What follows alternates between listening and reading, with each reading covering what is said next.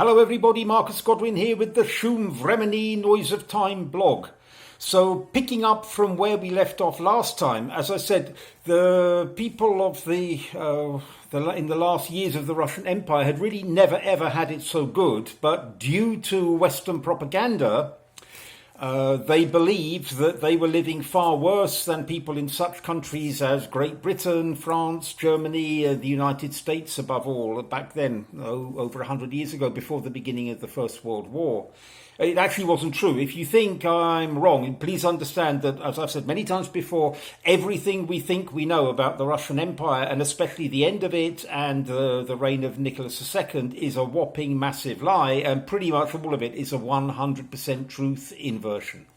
The central bank of the Russian Empire was not controlled by the banking cabal, and money here was not interest-based.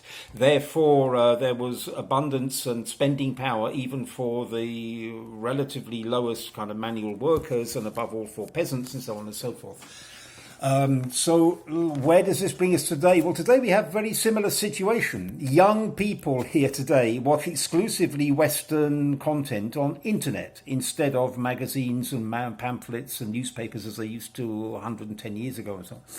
And they also believe that everything is much better in Great Britain, France, Germany, other European countries, and of course the United States and Canada and Australia and all these places.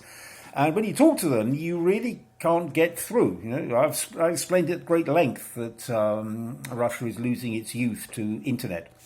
And this is, as we have seen, this is coordinated propaganda. It's not just chance. It's not just because the British government has been revealed recently putting like tens of thousands of British taxpayers' money into just anti-Russian propaganda campaigns in Latvia, Lithuania, and Estonia, and in other places around the borders in Ukraine, and of course with Russian youth here. However, there's a whole massive section of Russian society that doesn't believe that, or at least understands that, again, they're in a situation where they've kind of never had it so good. This is due largely to the extremely sound management of Vladimir Putin and the ministers and other civil servants he has worked with over the last 21 years. The 90s was largely a disaster because the West was simply able to pillage Russia again, as they pillaged Russia after the Bolshevik putsch, actually. This time they were pillaging it again via the financial institutions and all these professors of economics from Harvard who flooded in here to help them understand the capitalist economy and how a market economy works and so on and so forth. The situation is very similar. It's really kind of a miracle that Vladimir Putin has pulled off here, as it was a miracle that Nicholas II pulled off. And both of them, in spite of very large problems created by the West, because the West created the war with Japan in 1905, encouraged Japan to do this, basically armed Japan to the teeth, because the West wanted to use Japan against the Russian Empire and against the Chinese Empire, of course, which would come much later. The West had failed so far to undermine, to attack and take over the Russian and Chinese empires, in spite of massive attacks on various fronts and so on. The irony is, although I definitely, without a shadow of a doubt, regard Vladimir Putin as the greatest statesman so far of the 21st century, there are things I don't like about him. One of the things is his repeated negative attitude to Nicholas II. The fact of the matter is he's far more similar to Nicholas II than he thinks, for whatever reason. Not because Nicholas II was this bad, ineffectual, weak leader, far from it. He was quite the opposite.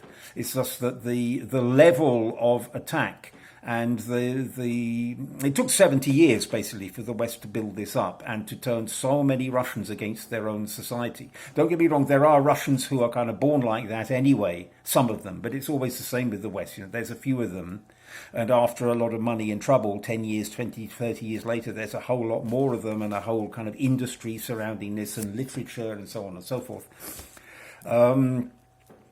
So, for example, I'd like to talk about, it's already well over a year, it was in January 2020 when Vladimir Putin announced a major cabinet reshuffle. The first major reshuffle for a long, long time, since he came to power again as president in 2012, actually.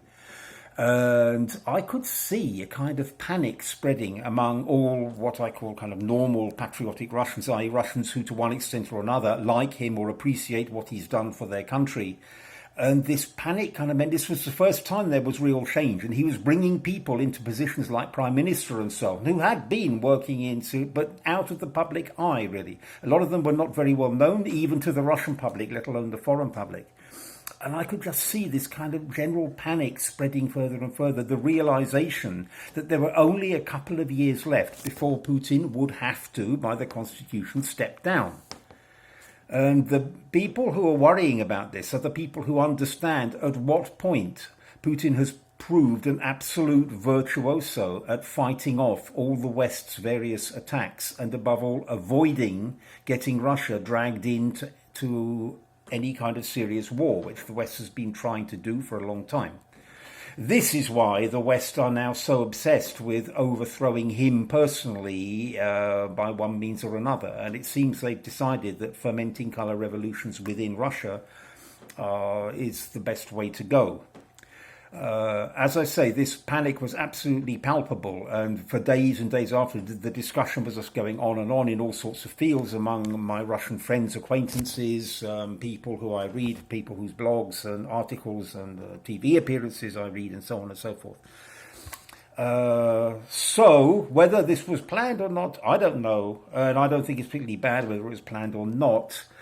Mrs. Terenkova, I forget her name now, the First Lady in Space, halfway through came up with the idea that as well as the in the referendum to amendments to the Constitution, there should be a clause that would allow the President to continue for longer, because basically, as the Constitution stood before, Vladimir Putin was on his last term and he couldn't stand again. This and other amendments to the Constitution, most of which I personally am extremely in favour with, because really the fact is the Russian Constitution was written in 1994 by Americans, and they wrote it for them. So now we have a situation where actually Russian law trumps within Russia international law. So by the Constitution, the Russian government does not